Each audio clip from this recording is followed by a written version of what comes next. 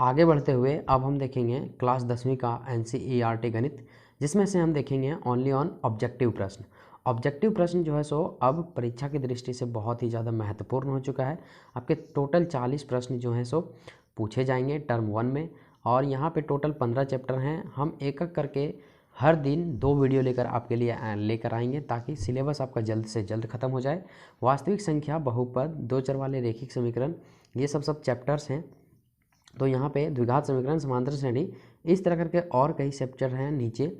हम यहाँ पे एक वीडियो में लगभग आपको ऑब्जेक्टिव के प्रश्न 50 प्लस करवाएंगे, और जो भी प्रश्न आपके रहेंगे वो बहुत ही ज़्यादा इम्पॉर्टेंट और बहुत ही ज़्यादा महत्वपूर्ण रहने वाले हैं। तो वीडियो में आ गए हैं तो वीडियो को अंत तक देखिए। हर चैप्टर में, जैसे मान लीजिए यहाँ पे वास्तविक संख्याएं एक पहला चैप्टर है, इसमें हम आपको दो पार्ट लेकर के आएंगे, पहला और दूसरा। एक पार्ट में आपको 20 से 25 तक मिलेगा, और दूसरे पार्ट में 25 से फिर 50 तक के प्रश्नों को देखने को मिलेगा। 2 पार्ट हमने इसलिए कर रखा है ताकि वीडियो छोटा हो, लंबा ना लगे, आप बोर ना हो।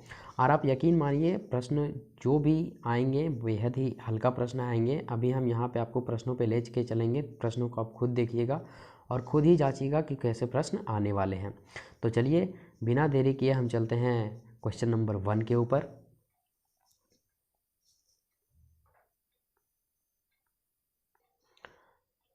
क्वेश्चन 1 है 2 + √2 है।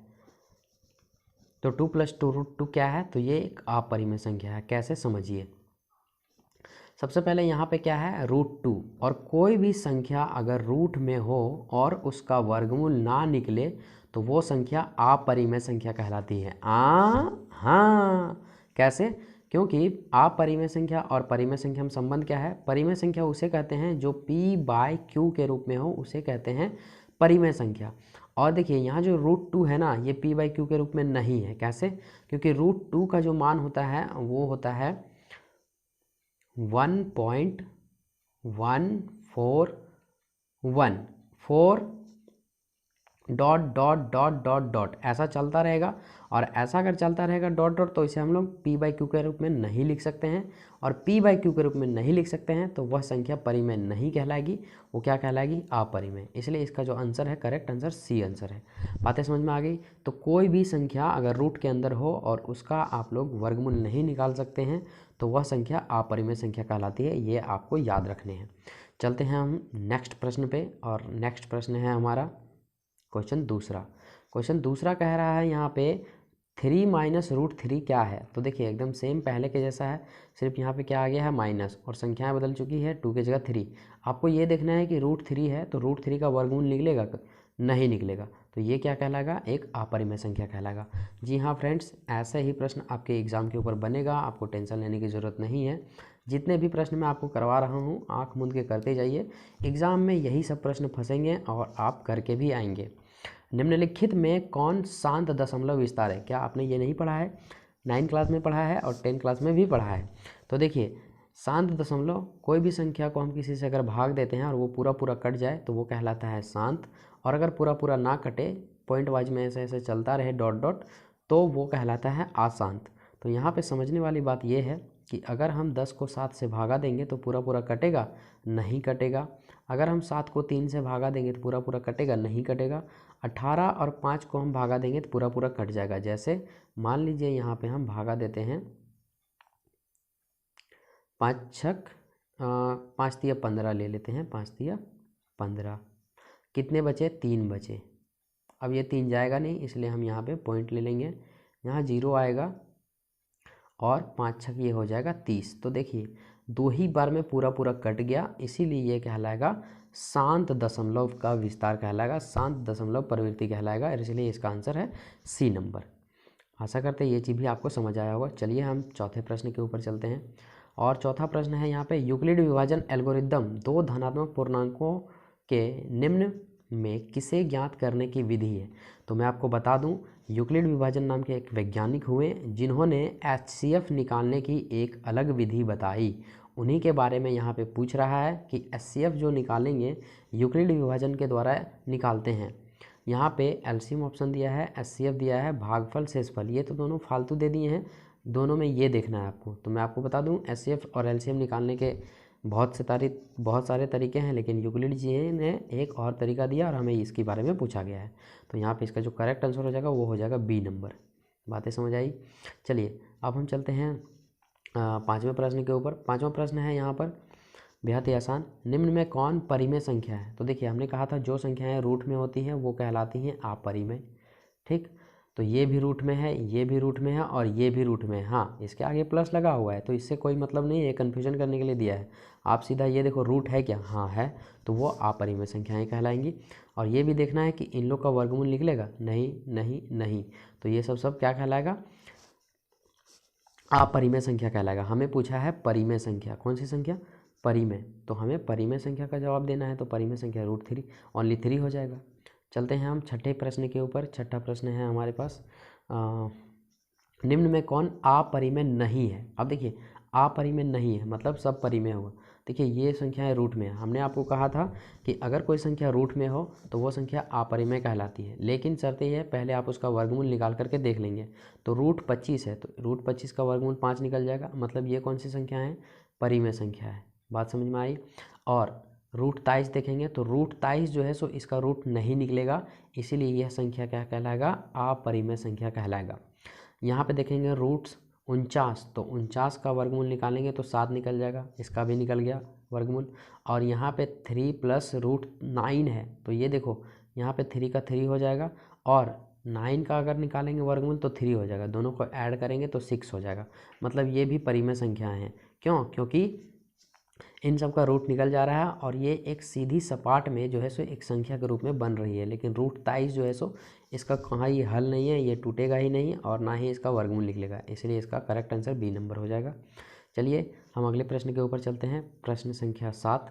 प्रश्न संख्या 7 है यहाँ पे निम्न में कौन अपरिमेय है? तो देखिए वही प्रश्न है, यहाँ पे आगे लेके चलता हूँ। 7वां प्रश्न है यहाँ पे निम्न में कौन अपरिमेय नहीं है? क्वेश्चन उल्टा कर दिया, अपरिमेय नहीं है मतलब परिमेय है। तो देखिए ये जो है सो अपरिमेय है, ये भी अपरिमेय है। क्यों? क्योंकि इन लोगों का वर्गमूल नहीं निकलेगा और ये भी अपरिमेय है। एक बच जाता है यहाँ पे √49, तो √49 का अगर वर्गमूल निकालेंगे तो निकलेगा 7 और 7 ये क्या कहलाएगा? परिमेय संख्या कहलाएगा। हमें पूछा है अपरिमेय नहीं है मतलब परिमेय है, तो ये हो जाएगा 49 नंबर आंसर। चलिए हम चलते हैं 8वें प्रश्न के ऊपर। 8वां प्रश्न है यहाँ पर दो क्रमिक सम संख्याओं का HCF क्या होगा? दो क्रमिक सम संख्याओं का हो सकता है। क्रमिक देखो सम संख्या और विषम संख्या किसे कहते हैं? सम संख्या उस संख्या को कहते हैं जो 2, 4, 6, 8 के रूप में हो, इसे कहते हैं सम संख्याएं। तो देखिए यहाँ पर पूछा है क्या? दो क्रमिक, तो यहाँ पे कोई भी दो क्रमिक लिख लो, जैसे 2 और 4 लिख लेते हैं, आप कुछ भी मान सकते हैं, 6 या 8 भी मान सकते हैं। तो देखिए सम संख्याओं का HCF कितना होगा? HCF मतलब क्या होता है? Highest common factor. Highest common factor मतलब वैसे पहाड़ा जो बड़ा से बड़ा हो और इसमें भी आता है और इसमें भी आता है। तो देखिए ऐसा दो ही है जो इसमें भी आता है और इसमें भी आता है, तो इसका जो करेक्ट आंसर हो जाएगा सी। अच्छा इसमें ट्राई करके देखें, इसमें आएगा क्या? जी बिल्कुल आ जाएगा। देखिए अगर हम ऑप्शन में 7 उठाते हैं तो इस 7 का पहाड़ा में 6 आता है, नहीं ये ऑप्शन कट गया। 1 उठाते हैं तो 1 इसमें भी आता है, 1 इसमें भी आता है, तो ये HCF 1 नहीं कहलाएगा। HCF 1 विषम संख्या हो या फिर कहलाता है विषम संख्या में कहलाता है, तो ये भी नहीं होगा। अगर हम 3rd नंबर में आएंगे तो देखो 6 का पहाड़ा में जो है सो आ जाता है 3, लेकिन 8 का में आता है क्या? नहीं। एक बच गया 2, जो कि 2 का पहाड़ा को भी काटेगा और 8 का को भी काटेगा, इसलिए इसका जो राइट आंसर हो जाएगा वो हो जाएगा सी नंबर।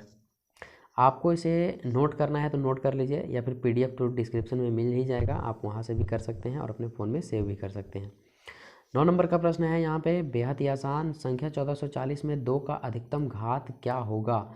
तो यहाँ पे संख्या 1440 में 2 का अधिकतम घात क्या होगा? फ्रेंड्स यहाँ पे जो है सो आंसर गलत दिया हुआ है, ये नहीं होगा, इसका आंसर होगा इनमें से कोई नहीं। क्वेश्चन का मतलब समझिए, मतलब क्या बोल रहा है? मतलब ये कि अगर हम 1400, ये गलत है ठीक है, 1440, इसका राइट आंसर डी हो जाएगा। 1440 का अगर हम LCM निकालेंगे तो यहाँ पे 7 2 का पहाड़ा से और ये 2 और ये फिर 2, फिर से अगर 2 का पहाड़ा से निकालेंगे तो यहाँ पे हो जाएगा 3 और ये हो जाएगा 6 और यहाँ पे हो जाएगा 0। फिर से अगर हम 2 का से देंगे तो यहाँ पे कितना हो जाएगा? 18 और यहाँ पे हो जाएगा 0। फिर से अगर हम 2 का से देंगे तो ये हो जाएगा 90। अब इधर बना देते हैं 90 और फिर से अगर हम 2 का से देंगे तो यहाँ पे हो जाएगा 45 और फिर से अगर हम 3 का से देंगे तो ये हो जाएगा 15, फिर से अगर 3 का से देंगे तो ये हो जाएगा 5।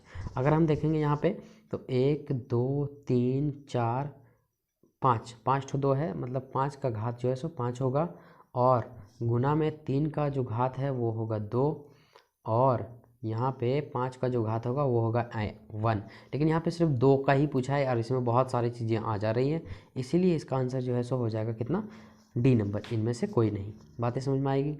अब हम चलते हैं अगले प्रश्न के ऊपर और अगला प्रश्न है हमारे पास क्वेश्चन नंबर 10। क्वेश्चन नंबर 10 क्या कह रहा है समझ लीजिए। संख्याओं 25 और 50 के HCF और LCM के गुणनफलों को लिखें। चलिए देखिए, HCF पहले निकालना आप सीख लीजिए और LCM निकालना सीख लीजिए। जब भी कोई संख्या दी हुई होती है तो हमें क्या करना होता है, LCM निकालने के लिए और HCF निकालने के लिए हमें ये देखना होता है कि HCF क्या कहता है और LCM क्या कहता है। तो HCF का मतलब होता है हाईएस्ट कॉमन फैक्टर, मतलब वह बड़ी से बड़ी संख्या जो दोनों के पहाड़ा में आता हो। तो सबसे पहले अगर हम 5 देखेंगे तो दोनों के पहाड़े में आते हैं, है ना, 5। अब यहाँ पे हमको ये समझना होगा इससे कोई और बड़ी संख्या है जो इसमें भी आता है और इसमें भी आता हो। तो 10 नहीं आता है, इसमें आता है लेकिन इसमें नहीं आता है। 15 नहीं आता है। 20 25, खुद एक 25 है जो दोनों में आते हैं। जैसे तो यहाँ पे हम क्या करेंगे, 25 और 50, तो दोनों में 25 और 50 जो है सो 25 जो है सो ये है दोनों में आता है। 25 से कम 25, 25 दूनी 50, तो ये हो जाएगा HCF। तो HCF को हम लिखेंगे साइड में। HCF कितना आया, 25 आया। और उसके बाद हम ले लेंगे LCM। तो LCM कैसे निकालते हैं समझ लो।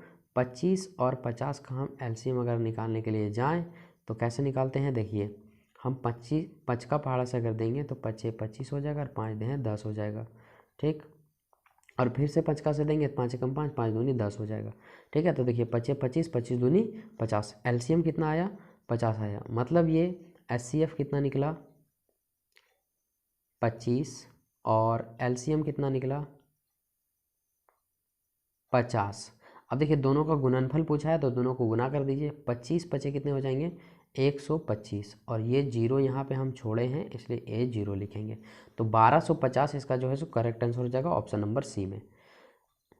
अब देखते हैं आगे। 11 नंबर प्रश्न है, बेहद ही आसान प्रश्न है। 2 तथा 2.5 के बीच की अपरिमेय संख्या है।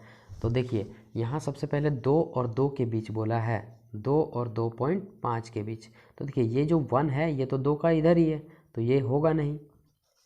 और 9 रूट 9 अगर हम देखेंगे तो इसका जो मान आएगा वो 3 आएगा वर्गमूल निकालने के बाद, जो कि 2.5 के बाद वाली है, इसलिए ये भी नहीं होगा। अगर हम देखेंगे 3 नंबर यानी कि C नंबर, तो C नंबर जो है सो ये लग रहा होगा क्योंकि ये 3 रूट 3 है, इसका मान जो होता है वो होता है 1.732। तो देखिए यहाँ पे क्या है 1.732 अगर आ रहा है हमारे पास तो इसका जो आंसर है ये हो सकता है, क्योंकि यहाँ पे है 2 और यहाँ पे है 2.5, ठीक। तो ये आंसर हो सकता है एक। और ये है √8, तो √8 का अगर हम देखेंगे तो 2√2 आ जाएगा इसका आंसर, जो कि इसके पार हो जाता है, इसलिए हम इसे नहीं ले सकते हैं। चलिए अब हम चलते हैं आगे की प्रश्न की ओर। Question number 12। क्वेश्चन नंबर 12 है यहाँ पे, निम्न में कौन परिमेय संख्या है। तो यहाँ सिंपल सी बात है, ये √17 है, इसका वर्गमूल नहीं निकलेगा, ये अपरिमेय है। 11 √15 ये भी अपरिमेय है। यहाँ पे √7 जो है सो सीधा सपाट में है, इसीलिए इसका आंसर हो जाएगा question answer C. Question number 13 है, 6/10 का दशमलव प्रसार क्या होगा। तो यहाँ आंसर दिया है शांत, देख लेते हैं सही दिया है या गलत। यहाँ पे 6 कितना है 10 है, इसे हम काटेंगे तो आ जाएगा कितना, 2 का पहाड़े से 3 बार में काट देंगे, 2 का पहाड़ा से 5 बार में काट देंगे। अब हमें ये देखना है कि 3 का पहाड़ा में 5 पहाड़ा काट पाता है या नहीं। जैसे 3 को भागा देंगे 5 से तो यहाँ पे हो जाएगा 0, यहाँ पे ले लेंगे पॉइंट, यहाँ पे ये लगा देंगे, 5 6 हो जाएगा 30। तो देखिए एक ही बार में कट गया, इसीलिए ये कहलाया शांत। बातें समझ में आई कैसे बनाना है प्रश्नों को। चलिए क्वेश्चन नंबर 14। क्वेश्चन नंबर 14 है यहाँ पे 625 के अभाज्य गुणनखंडन में 5 का घात ज्ञात कीजिए। तो सबसे पहले हम क्या करते हैं, 625 को हम अभाज्य गुणनखंड कर लेते हैं। तो यहाँ पे 5 का पहाड़ा से देंगे तो ये 5 एकम 5 हो जाएगा और एक बचेगा, 5 दूनी 10 और ये हो जाएगा 5 25। फिर से अगर हम 50 से देंगे तो ये 5 दूनी 10 हो जाएगा और यहाँ पे 2 बचेगा, 5 25 हो जाएगा। फिर से अगर 50 से देंगे तो 5 25 हो जाएगा। अब देखिए कितने 5 आए, 1 2 3 4, 4 5 आए, मतलब ये कि हमें 5 लिखने हैं और पावर कितने लगा देना है, 4। तो घात जो आया वो कितना आया, 4, इसलिए ऑप्शन नंबर सी में हमको 4 दिख रहा है और आंसर इसका क्या हो जाएगा, ऑप्शन नंबर सी घात 4। चलिए नेक्स्ट प्रश्न में चलते हैं। नेक्स्ट प्रश्न है क्वेश्चन नंबर 15। क्वेश्चन 15 है, यहाँ दो परिमेय संख्याओं के बीच परिमेय संख्या होगी। तो देखिए दो परिमेय संख्या जब भी होती है ना, उसके बीच में अनंत परिमेय संख्या होती है। जैसे मान लीजिए यहाँ पे 2/3 है और इधर 7/5 है, तो इसके बीच में बहुत से परिमेय संख्या आते हैं, क्योंकि पॉइंट में हम लिख सकते हैं ना 2/3, 2/4, 2/8, 2/9, फिर इधर आ जाएगा 3/4, 5/7, 9/8, 7 तक, मतलब 3 4 5, ना जाने पॉइंट में कितने, तो इसे हम गिन नहीं सकते। इसलिए इसका जो करेक्ट आंसर हो जाएगा वो क्या हो जाएगा, अनंत। बातें समझ आ रही है। चलिए जो भी एग्जाम में प्रश्न बनेंगे आपको यहीं से देखने को मिलेंगे, इससे बाहर नहीं जाने वाले हैं। एकदम बिंदास होके करिए और एकदम आपको पीडीएफ भी चाहिए तो उसके लिए टेंशन नहीं लीजिए, आप हमें कमेंट करेंगे कि सर इसका पीडीएफ भी डाल दो, तो हम इसका डिस्क्रिप्शन में पीडीएफ भी डाल देंगे। प्रश्न संख्या 16 है, क्या एक परिमेय और एक अपरिमेय संख्याओं का गुणनफल अपरिमेय हो सकती है? बिल्कुल हो सकती है, काहे नहीं हो सकती है। यहाँ पे बोला है परिमेय, तो मान लीजिए यहाँ पे परिमेय संख्या हम 2 ले लेते हैं और एक अपरिमेय संख्या का गुणनफल, तो हम एक अपरिमेय संख्या ले लेते हैं जो कभी कटे ना। तो यहाँ पे हम ले लेते हैं 2/3।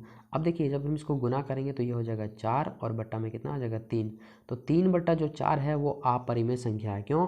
क्योंकि जब हम 4 को 3 से भागा देंगे तो ये कटेगा ही नहीं, चलता रहेगा। ऐसा कंडीशन को हम क्या कहते हैं, अपरिमेय संख्या कहते हैं। और यही हमें पूछा है, परिमेय और अपरिमेय संख्या का गुणनफल जो होगा वो अपरिमेय हो सकता है क्या? तो यहाँ पे बिल्कुल हो सकता है, इसलिए इसका करेक्ट आंसर जो है वो हाँ है। अब हम चलते हैं प्रश्न संख्या 17। प्रश्न संख्या 17 है, यदि n एक प्राकृतिक संख्या है तब n बराबर क्या होगा? हमेशा प्राकृतिक संख्या, हमेशा परिमेय संख्या, हमेशा अपरिमेय संख्या, कभी प्राकृतिक संख्या, कभी अपरिमेय संख्या। ये कैसे हुआ संभव, समझिए। यहाँ पे है n, अब n का कुछ भी आप मान ले लीजिए। जैसे मान हम यहाँ पे ले लेते हैं n बराबर, हम यहाँ ले लेते हैं 4, ठीक है। n बराबर कितना ले लेंगे, 4 ले लेंगे। तो यहाँ पे √4 हो जाएगा, कितना हो जाएगा, √4। तो ऐसा कंडीशन में अगर √4 होता है तो इसका वर्गमूल 2 निकलेगा, तो 2 निकलेगा तो ये प्राकृतिक संख्या कहलाने लगा। और अगर मान लीजिए हम अगर क्या करेंगे, √n का मान 5 मान लेंगे तो इसका वर्गमूल नहीं निकलेगा और ये जो है सो रूट का रूट में रहेगा, और रूट में रहेगा तो इसे हम लोग अपरिमेय संख्या बोल सकते हैं। इसलिए ऑप्शन में यहाँ पे आंसर है क्या, कभी प्राकृतिक संख्या तो कभी अपरिमेय संख्या। मानने के ऊपर डिपेंड करता है आप इसे कैसे मान रहे हैं। चलिए हम चलते हैं क्वेश्चन नंबर 17 के ऊपर। क्वेश्चन नंबर 17 है,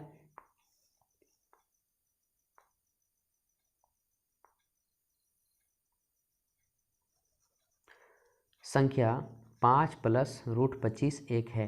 तो 5 + √25, तो सबसे पहले हम क्या करेंगे, 5 का 5 प्लस का प्लस और √25 का वर्गमूल 5 आया, मतलब टोटल आंसर आया कितना, 10। और 10 क्या है, एक परिमेय संख्या है, इसलिए इसका करेक्ट आंसर जो है सो वो हो जाएगा बी। चलते हैं अगले नेक्स्ट प्रश्न पे। नेक्स्ट प्रश्न है हमारा 18। संख्या 3 + √23 1 है। यही एकदम सेम संख्या है, सेम क्वेश्चन है।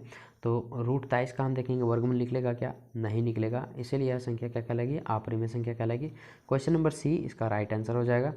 अगला प्रश्न हम देखते हैं क्वेश्चन नंबर 19। क्वेश्चन नंबर 19 है, 12 11 11 फिर 21 1 1 1 2 1 1 1 और डॉट डॉट डॉट डॉट चलते हैं। ये कौन सी संख्या है? तो ये अपरिमेय संख्या है, आँख मूंद के आप लगा सकते हैं। कोई भी संख्या अगर पूरा पूरा भाग ना जाए, डॉट डॉट डॉट डॉट आते रहे, वो अपरिमेय संख्या कहलाती है। आगे चलेंगे क्वेश्चन नंबर 20। क्वेश्चन नंबर 20 और इस वीडियो का लास्ट प्रश्न है, 2 या 2 से अधिक अभाज्य संख्याओं का मासा यानी कि HCF कितना होगा? तो देखिए 2 या 2 से अधिक अभाज्य संख्या, अभाज्य संख्या किसे कहते हैं? जैसे मान लीजिए अभाज्य संख्या हो गया आपके पास 7 और 11, तो 7 और 11 का अभाज्य संख्या कितना हो जाएगा, 1 हो जाएगा। 1 क्यों हो जाएगा? क्योंकि 7 और 11 ना कोनो पाड़ा में आता है ना आएगा, इसीलिए इसका जो अभाज्य संख्या हो जाएगा वो क्या हो जाएगा, 1 हो जाएगा। तो आशा करते हैं आपको यहाँ तक वीडियो समझ आया होगा और वीडियो पसंद आई होगी। वीडियो पसंद आता है तो लाइक कर दीजिए, साथ में बेल आइकन दबा दीजिए, दोस्तों के साथ शेयर कर दीजिए। हम इस वीडियो का सेकंड पार्ट एकदम जल्द से जल्द लेकर आएंगे। हर पार्ट में आपको, हर चैप्टर में 2 पार्ट मिलेंगे और फर्स्ट पार्ट जो मिलेंगे उसमें आपका काफ़ी कुछ सीखने को रहेगा और सेकंड पार्ट जो मिलेंगे आप उसमें कुछ कुछ टेस्ट भी लिए जाएंगे। इसलिए जो भी आपको एक्टिविटी आपको नज़र आएगी अपने फ़ोन के ऊपर, आप नोटिफिकेशन वगैरह चेक करते रहें ताकि आपके लिए बेनिफिशियल हो। चलिए मिलते हैं इसके नेक्स्ट प्रश्न पे नेक्स्ट वीडियो में। तब तक के लिए जय हिंद, जय भारत।